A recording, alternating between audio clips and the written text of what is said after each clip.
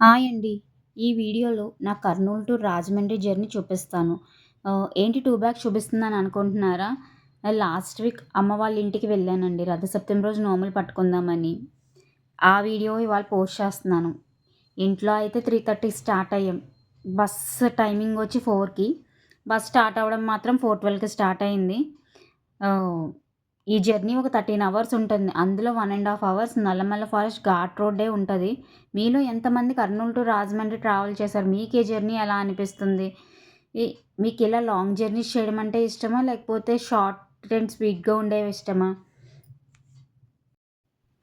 ఎంత long journey అయినా అమ్మ వాళ్ళ ఇంటికి వెళ్ళాలంటే ఆ ఆనందమే వేరు.